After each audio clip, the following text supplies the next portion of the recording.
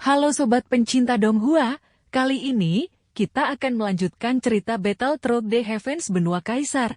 Cerita dan video ini diambil dari channel Nobarta. Tanpa banyak basa-basi, mari kita simak alur ceritanya. Melanjutkan dari cerita sebelumnya, tiba-tiba seorang pria muda dengan kostum tempur keren datang dari kejauhan. Dia memandang Xiaoyan di sebelah Xiong Yuan dan bertanya, "Hei, Kakak apakah anak ini baru?" Ucap pria muda itu.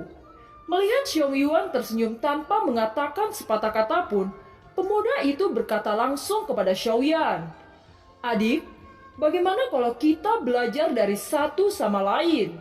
Ucap dari pemuda itu kepada Xiaoyan. "Apa yang kamu katakan? Kamu lebih baik tidak menggertak pendatang baru. Pergi sendiri atau aku harus memaksamu." Ucap Xiong Yuan.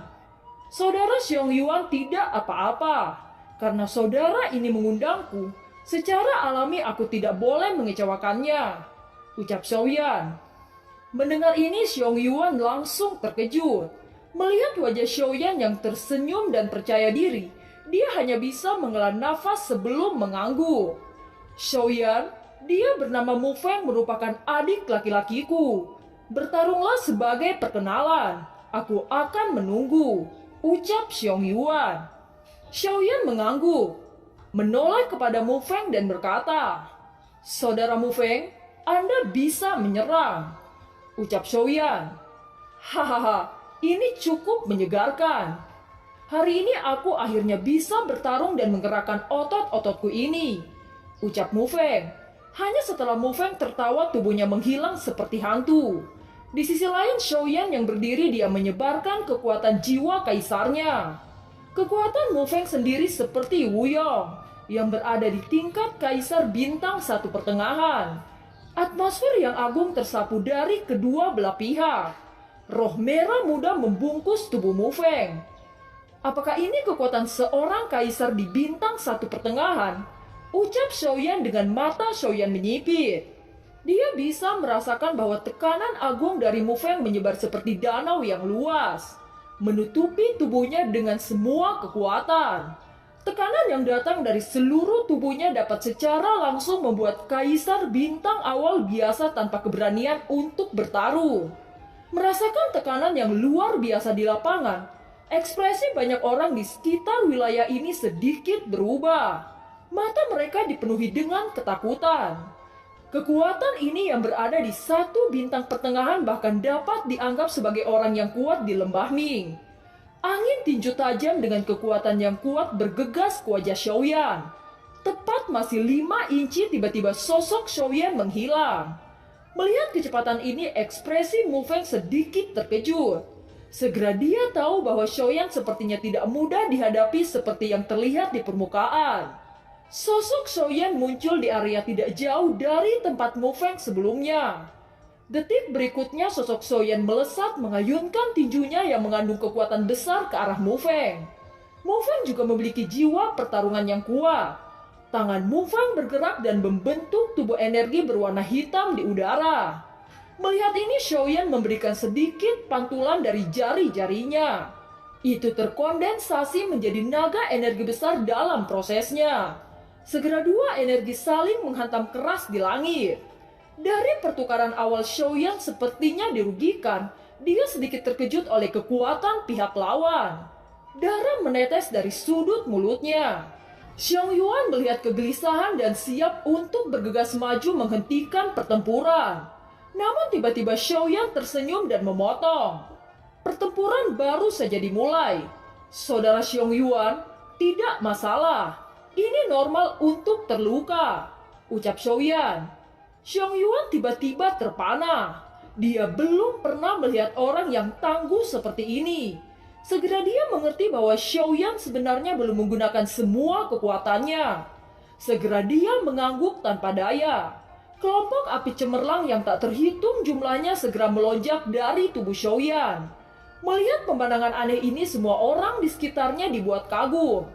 Di benua ini hanya alkemis yang memiliki kemampuan untuk memadatkan api asli.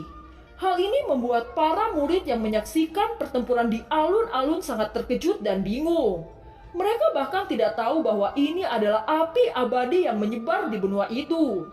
Apakah orang ini alkemis? Ucap murid-murid Tian Minggung yang berada di sela-sela terkejut melihat adegan ini. Alkemis pemurnian masih sangat jarang di benua Kaisar. Bahan yang disebutnya langka, dan tentu saja status masing-masing alkemis pemurnian juga sangat menonjol. Tidak ada yang mau memprovokasi seorang alkemis pemurnian kecuali dia bodoh. Karena Xiaoyan memperoleh warisan dari Kaisar kuno Tousei, sekarang teratai api fusi tidak perlu dibakar. Meskipun ia sangat tidak ingin mengungkapkan bahwa ia memiliki api yang berbeda, sulit untuk mengalahkan Mu Feng jika ia tidak menggunakan api yang berbeda. Mu Feng juga merasa bahwa kekuatan Xiaoyan telah berubah secara drastis dalam sekejap. Dia tidak berani mengabaikannya. Kekuasaan melawan Kaisar, teriak Mu Feng. Ini adalah teknik pembunuh Mu Feng. Tubuh Mu Feng perlahan muncul menjadi emas pucat, dan kekuatannya melonjak. Xiaoyan yang sudah menjadi tubuh api udara juga menggunakan tubuh kaisarnya. Bentrokan keras terjadi di antara kontak keduanya di langit. Suara memekakkan telinga terdengar di lembah Tianming. Awan jamur besar naik, gelombang energi bergetar. Asap tebal menutupi sosok Xiaoyan dan Mu Feng. Asap berangsur-angsur menghilang dan dua sosok perlahan terungkap. Pakaian Mu Feng telah terbakar setelah kontak dengan Xiaoyan. Di sisi lain, Xiaoyan tampak lebih baik. Hasil ini jauh melebihi harapan semua orang. Meskipun Mu Feng memiliki kualifikasi biasa, ia juga memiliki ribuan tahun pelatihan, dan ia sangat rajin dalam praktik. Ia juga salah satu yang terbaik di tengah rata-rata kaisar satu bintang. Bahkan pernah bermain imbang dengan seorang pria di Kaisar Bintang satu puncak. Tetapi mereka tidak tahu bahwa Xiaoyan adalah badan api yang berbeda. Kekuatan saudara Xiaoyan benar-benar luar biasa. Aku tidak tahu kelompok api langit apa yang tiba-tiba muncul ini, ucap Mu Feng. Orang ini terlalu aneh. Jika Mu Feng tidak mengerahkan seluruh kekuatannya di saat terakhir, aku khawatir dia sudah kehilangan satu lengannya. Ucap Xiong Yuan. Ini hanya senjata umum. Senior Mu Feng, jika sudah berakhir, aku akan pergi dan kita akan membahasnya lain hari. Ucap Xiaoyan berjalan pergi dan Xiong Yuan mengikuti. Waktu berlalu. Setelah beberapa hari singkat, terlihat Kaisar Ming bersama lelaki tua di aula. Saya mendengar bahwa Xiaoyan memiliki api langit. Saya juga mendengar bahwa api langit yang diledakkan oleh penguasa kuno Xiaoyan mengeluarkan api misterius. Saya pikir anak ini tidak sederhana. Saya juga menerima kabar bahwa Xiaoyan benar-benar bisa menghadapi Wu Yong tanpa jatuh. Jika dia bisa menjadi murid Tian Minggu, dia pasti akan meningkatkan kekuatan Tian Minggu di masa depan, ucap Kaisar Ming. Sekarang Xiaoyan adalah nenek moyang generasi ke-25 dari keluarga Xiao, dan juga dianggap sebagai leluhur dari keluarga Xiao, ucap lelaki tua yang bernama Xiaolong. Yang disebut Xiaolong memiliki status tinggi dalam keluarga Xiao. Dia merupakan tetua kedua dari keluarga Xiao di alam Kaisar ini. Ia memiliki hubungan pribadi yang baik dengan Kaisar Ming. Sekarang Kaisar Ming berkata dia ingin Xiaoyan menjadi murid Tian Minggu. Bagaimana dia bisa setuju? Kaisar Ming bergegas menuju dan meletakkan tangannya di pundak Xiaolong. Dia tertawa dan berkata, "Bagaimana menurutmu? Terima kasih telah membiarkan aku memilih anak ini untuk menjadi muridku," ucap Kaisar Ming. Xiaolong mendengus dingin dan berkata, "Siapa yang setuju? Namun karena kita adalah teman lama, saya akan memberimu wajah. Tetapi Xiaoyan harus memutuskan untuk dirinya sendiri," ucap Xiaolong. Apa yang dikatakan para senior? Xiaoyan sudah terlambat untuk bersyukur. Ketika aku pertama kali datang ke sini dan jika bukan karena Kaisar Ming, aku khawatir aku tidak tahu harus pergi kemana. Bukan keputusan salah jika aku menjadi muridnya, ucap Xiaoyan. Mendengar ini, Kaisar Ming juga merasa lega. Sekarang Xiaoyan telah menjadi murid Tian Minggu. Dan Xiaoyan adalah anggota keluarga Xiao. Secara alami Kaisar Ming tersenyum puas. Melihat ini Xiaolong juga tidak mengatakan apa-apa. Kaisar Ming mengeluarkan batu biru dari cincin penyimpanannya sebelum menyerahkannya kepada Xiaoyan. Xiaoyan memandangnya dengan bingung. Dia segera menyentuhnya tetapi tidak menemukan rahasia apapun di batu tersebut. Orang tua buas, bahkan kamu membujuknya dengan kompas itu. Ucap Xiaolong. Apa yang kamu katakan? Apakah kamu menurunkanku? Aku telah sangat murah hati kepadamu. Bukankah aku memberimu kompas ini juga? Ucap Kaisar Ming. Lihat, kompas semacam ini kamu besar-besarkan. Kamu orang tua agak bias. Ucap Xiaolong. Kamu, jika kamu tidak menyukainya, kembalikan kepadaku. Ucap Kaisar Ming. Xiaolong mundur dan berkata, ini milikku. Mengapa aku harus mengembalikannya kepadamu? Ucap Xiaolong. Kamu, baiklah, jangan pedulikan dia. Ayo Xiaoyan, kita akan memberitahumu bagaimana cara menggunakan kompas ini. Ucap Kaisar Ming. Setelah itu Kaisar Ming menatap Xiaoyan dan mulai menjelaskan secara rinci. Dia berkata, batu ini sangat berharga. Murid-murid biasa di lembah Tianming tidak memilikinya. Batu ini disebut kompas kaisar, dan itu hanya dibuat oleh saya di lembah Tianming. Hal ini sangat sulit untuk dibuat, tetapi sangat mudah digunakan. Ini seperti sebuah lubang cacing kecil, tetapi tidak sebanding dengan lubang cacing. Ketika Anda mentransfer roh Anda ke kompas, sekelompok cahaya akan muncul.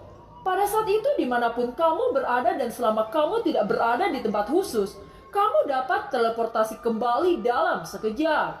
Ucap Kaisar Ming. Mendengar ini Xiaoyan tidak bisa untuk tidak terkejut. Ia tidak menyangka ada begitu banyak hal aneh di benua Kaisar. Hal ini sangat praktis. Dengan hal ini Xiaoyan dapat kembali dan menghemat waktu terbang. Itu juga sangat baik untuk berburu dan melarikan diri. Hahaha, terima kasih Kaisar Ming, ucap Xiaoyan. Kaisar Ming tersenyum dan menganggukkan kepalanya. Xiaoyan memasukkan batu ke dalam cincin penyimpanannya. Tidak lama setelah itu terlihat Xiaolong merobek celah dan berkata kepada Xiaoyan, mari kita pergi. Ada banyak hal yang harus dilakukan. Ucap Xiaolong. Xiaoyan mengangguk, membungkuk hormat kepada Kaisar Ming dan buru-buru masuk ke celah. Tekanan ruang yang kuat datang ke Xiaoyan. Tekanan ini bahkan lebih besar dari tekanan terowongan ketika ia pertama kali datang ke benua ini. Xiaolong menyaksikan Xiaoyan dapat masuk celah ruang ini dengan sangat baik. Gelombang kepuasan muncul di hatinya. Adegan akrab muncul di mata Xiaoyan. Bintang-bintang di langit tampak indah dan tidak ada hal-hal aneh di sekitar mereka. Namun bintang-bintang ini luar biasa cerah dan indah. Api macam apa yang kamu gunakan? Tanya Xiaolong sangat ingin tahu tentang nyala api yang digunakan Xiaoyan saat bertaruh. Itu semacam sumbu di daratan yang konon dibiarkan secara alami antara langit dan bumi. Biasanya di Bunadoki akan disebut sebagai api surgawi. Aku telah mendapatkan keberuntungan untuk menaklukkannya. Ucap Xiaoyan. Ketika Xiaolong mendengar ini, ia sedikit mengeringit. Dia meraih lengan Xiaoyan untuk mendeteksi secara langsung. Leluhur, apakah ada yang salah? Tanya Xiaoyan. Api aneh di tubuhmu sebenarnya adalah api langit di benua ini. Tetapi itu hanya mengurangi kekuatannya. Ucap Xiaolong. Tubuh Xiaoyan tiba-tiba bergetar. Mengurangi kekuatannya? Apa asal-usul dari api surgawi ini? Seperti yang dikatakan leluhur, kekuatan api aneh ini telah berkurang. Namun mengapa masih begitu mengerikan? Tanya Xiaoyan. Jika berbicara tentang ini, benar-benar mengerikan jika terbakar olehnya. Ucap Xiaolong membuka lengan bajunya dan merentangkan lengannya. Dia memiliki bekas luka bakar yang besar. Xiaoyan melihatnya dengan terkejut. Sedangkan kemampuan pemulihan Kaisar tahap 3 sangat kuat. Bagaimana bekas luka bakar ini bisa muncul di tubuh Xiaolong? Kamu lihat bahwa bekas luka ini disebabkan oleh api surgawi di tanganmu. Dan semua api surgawi di tanganmu sebenarnya hanya satu dari benua ini. Ini disebut roh api kekacauan oleh benua Kaisar Dou. Pemilik pertama api surgawi di tanganmu sebenarnya adalah keluarga Xiao yang berada di peringkat pertama. Ucap Xiaolong. Roh api kekacauan. Ucap kaget Xiaoyan. Itu adalah pertama kalinya dia mendengar nama roh api kekacauan. Dan api yang berbeda ini sebenarnya berasal dari api langit yang sama. Mengapa mereka berkumpul tanpa menunjukkan tanda-tanda perpaduan? Ucap Xiaoyan. Xiaoyan tidak bisa mengetahuinya. Telapak tangannya bergetar. Dan nyala api yang mempesona muncul di tangan Xiaoyan. Mengapa api ini pecah menjadi begitu banyak teratai? Tanya Xiaoyan. Xiaolong menghela nafas dan berkata, kami akan pergi menemui penatua kedua. Dan dia akan memberitahu Anda sepenuhnya. Ucap Xiaolong. Dan film pun berakhir. Terima kasih telah menyimak dari awal sampai akhir ya. Sampai jumpa.